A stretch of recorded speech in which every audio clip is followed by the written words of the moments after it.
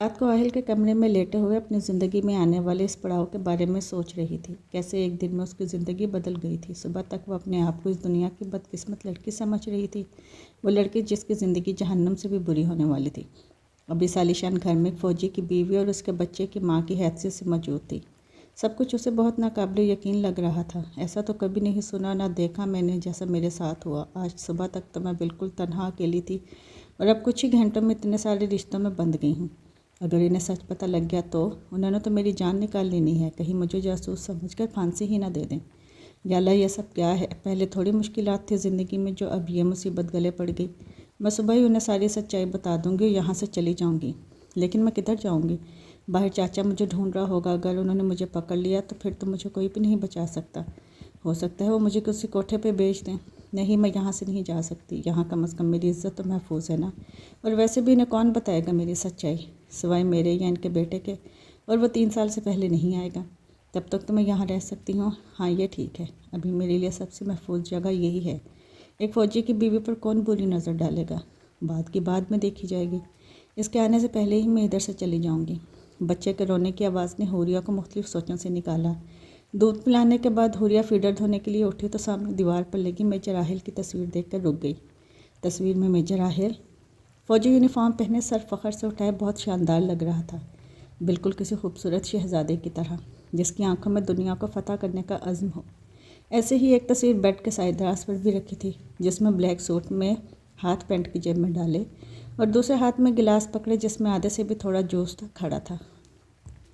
हुरिया उसकी दीवार पर लगी तस्वीर के सामने खड़ी होकर कहने लगी, तुम्हें तो पता भी नहीं कि यहाँ तुम्हारे घर में एक लड़की तुम्हारे नाम पर रह रही है।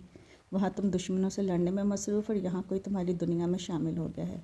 क्या तुम इस सब के लिए मुझे माफ़ कर सकोगे? तस्वीर की बोलती आंखों से नज़रें चुराकर सर झटक कर हुरिया फीडर धोने चली गई।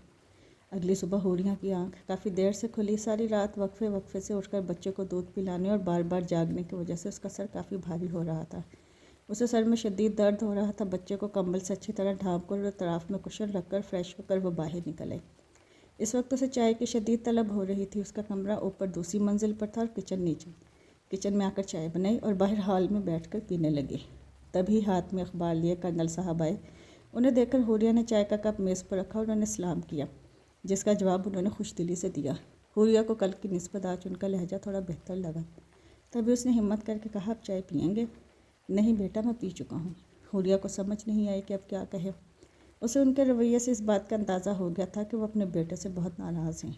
पसंद की शादी की वजह से अगर बेटे से नाराज़ हैं तो बहू से भी होंगे, और हुरिया उनकी नाराज़गी अफोर्ड नहीं कर सकती थी। तब तक तो बिल्कुल भी नहीं, जब तक उसने इधर रहना है। इस घर के लोगों से ताल्लुकात बेहतर करने का फ़ैसला उसने रात को ही कर लिया था, क्योंकि अब वो उनके रहमो करम पर थी। आपने नाश्ता कर लिया? बात बढ़ाने की खातिर हुरिया ने पूछा। मैं रोज़ 8 बजे ही कर लेता हूँ। उनके जवाब पर हुरिया को अचानक शर्मिंदगी ने आ घेरा और वह कहने लगी, मैं भी रोज़ जल्दी ही उठ जाती हूँ, लेकिन रात को हम बार बार उठ रहा था, नींद ही नहीं पूरी हुई। लेकिन मैं कोशिश करूँगी कल से नाश्ते में आपका साथ दे सकूँ। हुरिया की बात सुनकर कर्नल साहब मुस्कुराए और अखबार का पेज उलटते हुए कहने लगे, कोई बात नहीं बेटे, छोटे बच्चे ऐसे ही करते हैं, आप अपनी नींद मुकम्मल करके उठा करें। कर्नल साहब ने नरमी से कहा, लेकिन उनकी बात सुनकर हुरिया मुस्कुरा भी न सकी, क्योंकि उसकी नज़रें अखबार के सफ़े पर लिखी खबर पर थीं। वो खबर पढ़कर हुरिया साकत हो गई थी। इतनी जल्दी उसे सबकी उम्मीद नहीं थी।